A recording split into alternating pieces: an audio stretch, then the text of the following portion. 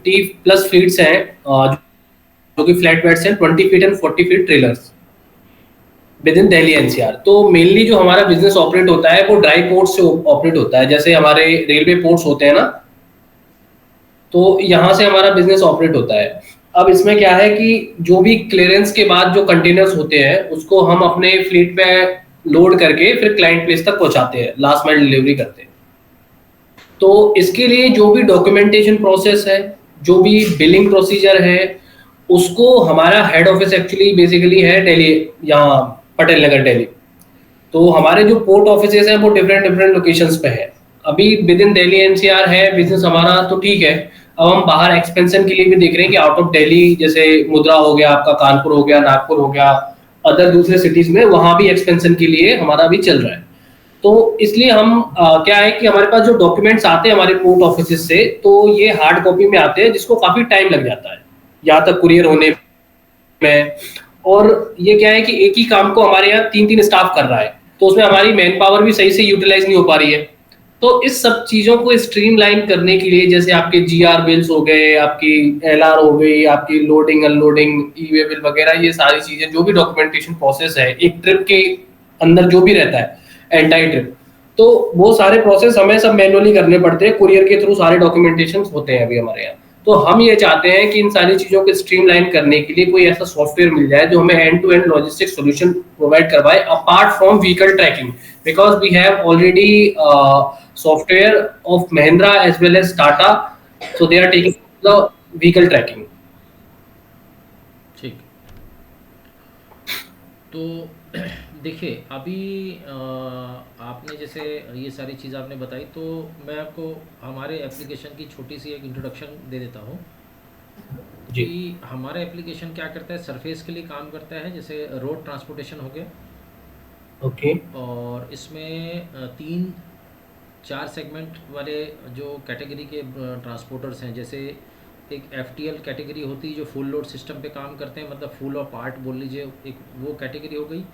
दूसरे आते हैं परचून बुकिंग, जो आपकी नहीं है एक्चुअली। परचून बुकिंग वाले होते हैं कि जो रिटेल बुक करते हैं, रिटेल बुकिंग होती है, ठीक है। ये सेकंड कैटेगरी होगी। तीसरे आते हैं ब्रोकर्स हो गए, हम्म। है ना। ये तीन तरीके की मेनली इसमें अपन कवर करते हैं। तो मैं ये जैसे समझ पा रहा हूँ, तो आपका जो सेगमेंट है ये पहला सेगमेंट में आना चाहिए, जो एफटीएल जिसको अपन बोलते हैं, फुल लोड सिस्टम। हाँ, एक्चुअली व्हीकल्स हमारे खुद के भी हैं, कभी कभी रिक्वायरमेंट पड़ती है तो हम बाहर से भी आउटसोर्स करते हैं व्हीकल्स को। जी जी। तो ठीक है। और जो आप रिटेल वाला बता रहे हो, हम रिटेल वाला तो है नहीं हमारे पास। बिल्कुल बिल्कुल। क्योंकि हमारा आपका फुल कंटेनर से आप पोर्ट पे माल रिसीव करते हैं और वहाँ से फिर डायरेक्ट क्लाइंट को आप देते हैं। एग्जैक्टली। तो बेसिकली क्या होता है, जहाँ तक अभी तक हमने जो समझा हुआ है अपने एप्लीकेशन या अपने क्लाइंट की वर्किंग को लेके, तो बेसिक बेसिक ये चीज़ें होती कि जैसे सबसे पहले तो अगर कुछ डॉक्यूमेंट, मैं हमारे एप्लीकेशन की बात कर रहा हूँ जो हमारे में फीचर है, हो सकता है हाँ कि जी। आपका इस तरीके की वर्किंग है, थोड़ा डिफरेंट है कि पोर्ट से अपन ऐसे, तो कुछ एक कुछ अदर डॉक्यूमेंट्स कुछ एडिशनल बनते होंगे, वो अपन उस पर इंक्लूड कर लेंगे, क्योंकि कस्टमाइजेशन का कोई दिक्कत नहीं है, हम लोग कस्टमाइज़ करके देते हैं अपने क्लाइंट को। अच्छा अच्छा, ठीक हाँ, है। फुल्ली कस्टमाइजेबल एप्लीकेशन है, और हमारा कस्टमाइज़ का कम से कम 15 साल से ज़्यादा का एक्सपीरियंस है हमारा इसमें। अच्छा अच्छा। हाँ, तो जो आप चाहेंगे वो एज इट इज़ चीज़ें आपको मिल जाएगी कस्टम में, कोई दिक्कत नहीं। तो पहले ये समझते हैं कि क्या होता है कि हमारे में सबसे पहला तो प्रोसेस जो होता है कि भाई एक एलआर बनता है, जिसको अपन बिल्टी बोलते हैं। ठीक है। एलआर बनता है। एलआर बनने में जो भी अपने को इन्फॉर्मेशन डालनी है, कंजाइनर कंजाइनी आइटम का डिटेल, क्वांटिटी, रेट वगैरह, वो सब आ गया, है ना। उसके अलावा बिल्कुल। पार्टी की इनवॉइस डिटेल वो आ जाती है। और चूंकि आपका कंटेनर का है, तो कुछ उसमें कंटेनर से रिलेटेड इन्फॉर्मेशन भी डलती है। जो भी कंपनियां या लॉजिस्टिक कंपनी कंटेनर वाला काम करती है, तो वो कंटेनर की कुछ उसमें नंबर्स और कुछ एक दो तीन इन्फॉर्मेशन एडिशनल रहते हैं। तो ये हुआ एलआर का काम। अब एलआर के बाद हमारे सिस्टम में क्या बनता है, एक फ्रेट चालान बनता है। Freight challan in the sense क्या होता है कि अभी तो फ्लीट आपके खुद के हैं, इसलिए क्या है, फ्रेट चालान की ज़रूरत मेरे ख्याल से आपको कम पड़ेगी। जिस समय पड़ेगी, कब पड़ेगी, कि आप बाहर की गाड़ियाँ अगर लगा रहे हैं, भाई जैसे है ना, अपने को मान लीजिए मुंद्रा पोर्ट से गाड़ी आपको भेजनी है अहमदाबाद, या आपको भेजना है मुंबई भेजना है, तो आपको अगर बाहर की गाड़ी लग रही कि आपने 1 लाख रुपए में गाड़ी भाड़े से बात करी है, और उसको आपने 80,000 रुपये एडवांस भाड़ा कर दिया, और 20,000 उसको देना बचा है। तो वो जब भाड़ा पर्ची बनती है तो क्या होता है कि ब्रोकर का लेजर भी सिस्टम रेडी करते चलता है। तो ये हुआ फ्रेट चालान। नेक्स्ट इसके बाद आता है कि पीओ। मेरे साथ मेरी बिलिंग और अकाउंट्स की भी टीम है। सर ये हेलो सर। ये दिनेश हेलो है, सर। Hello sir. ये सचिन है एक्चुअली। सर जी, तो आप बताइएगा साथ साथ में मेरे को जहाँ पे कुछ क्वेश्चन अगर आएंगे तो पूछ लीजिएगा। एक बेसिक प्रोसेस, बिल्कुल। जैसे फुल लोड में ज़्यादा से ज़्यादा 4-5 ही उसमें ऑप्शंस होते हैं कि भाई एलआर बना, फ्रेट चालान बना। आपके तो खुद के फ्लीट है इसलिए फ्रेट चालान आप कम बनाएंगे, लेकिन जो जी बाकी जो दूसरे ट्रांसपोर्टर मीडियम स्केल के हैं उनकी बाहर की गाड़ियाँ ज़्यादा रहती, बाहर की गाड़ियाँ लगाते हैं, तो उनको भाड़ा पर्ची काटना पड़ता है कि भाई ब्रोकर से मेरे क्या हिसाब किताब चल रहा है। तो भाड़ा पर्ची कटी। इसके बाद एक ऑप्शन आता है पीओडी अपलोड का, पीओडी सबमिशन का। भाई माल डिलीवर हो गया तो हम पीओडी अपलोड करेंगे अपने सिस्टम पे, ताकि फर्दर हम ट्रैक कर सकें। उसमें एक हमारे में ऑप्शन है, मैं जब डेमो दूंगा तो आपको दिखाऊंगा बिल्टी ट्रैक करने का। वो बिल्टी स्टेटस क्या करता है कि सिंगल स्क्रीन पे वो जो एलआर है उसका पूरा स्टेटस दिखा देता है, स्टार्टिंग से लेकर एंड तक जो भी उस पर हमने काम किया है उस एलआर को लेके। तो वो पीओडी भी दिखा देता है कि भाई ये बिल्टी की पीओडी कब अपन ने इसको सबमिट करी है, क्या था। तो पहला एलआर हुआ, दूसरा फ्रेट चालान हुआ, तीसरा पीओडी हुआ। इसके बाद आता है कि अगर पीओडी हमने डाल दी, गाड़ी वाला बोलेगा बैलेंस भाड़ा उसको चाहिए, तो पेमेंट वाउचर के थ्रू हम बैलेंस भाड़ा पे करते हैं। राइट। इसके बाद होता है पार्टी की बिलिंग होती है कि भाई मान लीजिए हमने अपने पार्टी को महीने भर में 50 एलआर हमने काट के दिया है ना। तो ये हमारे एलआर में एक ऑप्शन रहता है कि भाई कंजाइनर कंजाइनी का नाम डालते हैं, साथ में हम डालते हैं बिल्ड टू, कि ये एलआर किसको बिल करना है। Right sir. जी कंजाइनर को बिल करना है, कंजाइनी को करना है, कि कई बार होता है कि थर्ड पार्टी को बिल करना होता है। जी तो ये बिल्ड टू का एक ऑप्शन है। तो वहाँ से सिस्टम क्या है, जब बिलिंग मॉड्यूल पे आप आएंगे ना, सिस्टम ऑटोमेटिक लिस्ट आउट कर देता है कि भाई इस पर्टिकुलर पार्टी के ये एलआर पेंडिंग है जिसको आपको बिल करना है। तो वो पेंडिंग की राइट लिस्ट आ सर। जाती है, वहाँ से आप रैंडम सिलेक्ट कर लो। 20 लिस्ट आ रही है जिसमें 10 को आपको कन्वर्ट करना है बिल में, तो 10 आप चेक बॉक्स के थ्रू कन्वर्ट क्लिक करो और सेव कर दो। तो बिल बन के अकाउंट में पोस्ट हो जाता है ऑटोमेटिक, पार्टी के अकाउंट में पोस्ट हो गया, बिल सेव हुआ, पार्टी के अकाउंट में पोस्ट हो गया। तो वहाँ से पूरी उनकी आउटस्टैंडिंग निकल जाएगी, भाई कितना कब बिल बना। अब बिल बना दिए, पार्टी ने पैसा आपको दिया, आपने 5 लाख का बिल रेज किया महीने भर में, पार्टी ने उठा के आपको 3.5 लाख दे दिया। तो रिसिप्ट वाउचर का एक ऑप्शन है जिसमें आप पार्टी से पैसा जो आ रहा है वो आप जमा कर सकते हो। तो इस तरीके से अकाउंट इफेक्ट होते रहेगा पार्टी का। इसके बाद अपन ने गाड़ी वाले को बैलेंस भाड़ा दिए, तो साथ साथ में ब्रोकर का लेजर बन जाएगा। तो वहाँ से वो ब्रोकर का लेजर अपन अपना चलते रहेगा, है ना। ई वे बिल के एक्सपायरी के रिमाइंडर्स हमारे डैशबोर्ड पे दिखाते रहते हैं कि भाई आज या कल में या 2 दिन बाद में ऐसे कौन कौन से एलआर हैं जो कि एक्सपायर हो रहे हैं, मेरे को एक्सटेंशन करना है, तो आप एक्सटेंशन कर सकते हैं। एक्सटेंशन के फीचर्स भी हमारे में दिए हुए हैं, तो पोर्टल पे जाने की ज़रूरत नहीं, आप यहीं से एक्सटेंड कर सकते हैं। तो बिलिंग हो गया, ये हो गया।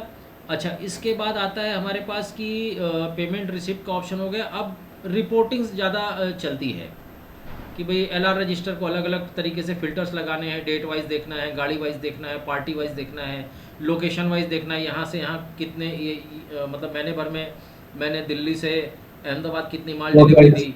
तो ये एलआर के फ़िल्टर्स हो गए। चालान के रिपोर्ट्स में फ़िल्टर्स लगे हुए हैं, बिल के रिपोर्ट रजिस्टर है, कैश बुक, बैंक बुक है। पार्टी के आउटस्टैंडिंग देखने के 3 तरीके 4 तरीके हैं। लेजर, आप लेजर समरी चेक कर सकते हो, जो नॉर्मल लेजर का पैटर्न अकाउंट का रहता है, डेबिट क्रेडिट वाला। इसके अलावा बिल बाय बिल आप समरी चेक कर सकते हो कि पर्टिकुलर पार्टी के कौन कौन से बिल पेंडिंग है और कितना कितने दिन का ओवर ड्यू, वो डेज भी दिखाता है ओवर ड्यू वाले, पूरा बिल वाइज अपने को हिसाब देता है। इसके बाद एक आउटस्टैंडिंग है रिपोर्ट है कि ओवरऑल एज ऑन डेट, आज की डेट में क्या आउटस्टैंडिंग है, ये पार्टी वाइज हिसाब हमको मिल जाता है। वैसे ही ब्रोकर वाइज भी हमारी बाहर की गाड़ियाँ लग रही, तो ब्रोकर वाइज भी आउटस्टैंडिंग देखने का ऑप्शन है कि लेजर समरी में भी दिखाएगा, चालान वाइज आउटस्टैंडिंग दिखाएगा, और ओवरऑल क्या बाजार में देना है ये भी दिखाएगा। और कैश बुक है, बैंक बुक है, कंपनी का प्रॉफिट एंड लॉस है, एक्सपेंस की एंट्री, आपको ऑफिस के खर्चे के एक्सपेंस डालने हैं वो आप डाल सकते हैं। तो इस तरीके की सारी चीज़ें अपन इस पर कर सकते हैं। अब इसमें 2-4 स्पेसिफिक रिपोर्ट ये है कि भाई आपको ये चेक करना है कि ऐसे कौन कौन से एलआर है जिनका मेरे को बिलिंग करना है, जिसको हम बोलते हैं एलआर पेंडिंग फॉर बिलिंग। एक रिपोर्ट आती है जी अब मैंने 2 महीने कंटिन्यू इतने सारे एलआर बन गए हैं कि अपने को ध्यान नहीं है कि ऐसे कौन कौन से एलआर अभी भी बचे हुए जो पार्टी को मेरे को बिल करना है। तो वो एक रिपोर्ट में हमको मिल जाता है कि हमारे से कोई एलआर मिस मत हो किसी पार्टी का, बिलिंग करने को रह गया है, तो वो एक रिपोर्ट है। ऐसे ही एक चालान की रिपोर्ट है। है ना इस। सर जी। सर मैं कह रहा हूँ कि जैसे आपने कहा कि हम रिपोर्ट निकाल के ये चीज देख सकते हैं कि भाई बिलिंग में ये एलआर पेंडिंग है, इनके बिल बन गए हैं, इनके नहीं बन गए हैं। ये हम एक्स मतलब जो आपके एक्सपोर्ट करेगी जो एक्सेल की या जिस भी चीज में एक्सपोर्ट होगी, तो ये सॉफ्टवेयर में ही नहीं दिख सकती कि भाई ये पेंडिंग वाला कॉलम है, ये इनके बिल बन चुके हैं, ऐसे सॉफ्टवेयर में ही नहीं दिख जाएंगे? दिखेंगे ना, रिपोर्ट्स में है ना सब। मतलब उनकी अलग से रिपोर्ट ही निकालनी, एक्सेल पे रिपोर्ट निकालनी पड़ेगी? नहीं नहीं नहीं, आपको एक्सेल में नहीं जाना। एक्सेल में अगर जाना है तो उसके लिए अलग ऑप्शन दिया हुआ है, एक्सपोर्ट टू एक्सेल। मैं भी हाँ, आपको। मेरा कहने का मतलब है सर कि जैसे सॉफ्टवेयर में ही फिल्टर लग जाए कि भाई ये इतनों के बिल बन चुके हैं तो ऊपर होगी भाई बिल मैं बिल्ड आपको हो चुके हैं। डेमो दिखाऊं क्या स्टार्टिंग से एक बार आपको? एक बार दिखा दीजिए सर, हाँ एक बार सर, दिखा साथ दीजिए। साथ पे दिखाते ही रहे, जैसे जैसे आप अपने पॉइंट्स बता रहे हैं थोड़ा डेमो भी देते ही रहो, जी है ना, ताकि हमें ज्यादा बेटर पता लग सके ना। ठीक है, मैं स्क्रीन शेयर कर रहा हूँ अपनी, है ना। हाँ जी।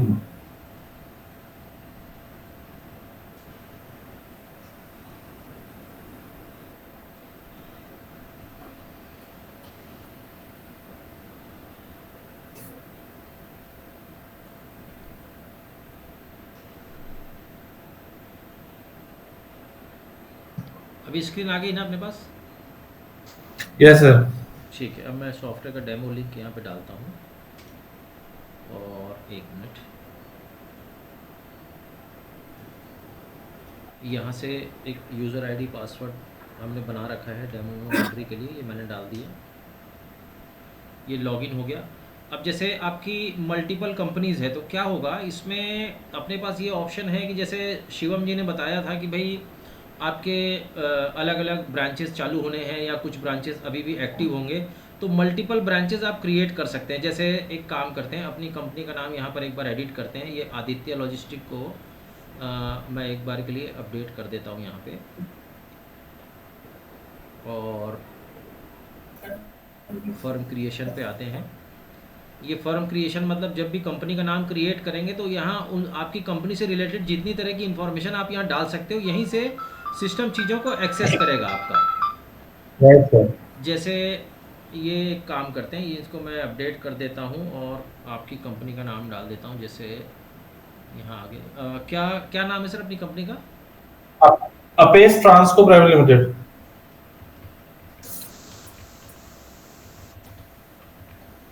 अपेस Transco, CO, trans space space नहीं है सर। हाँ सर, ठीक है, प्राइवेट लिमिटेड। ठीक है।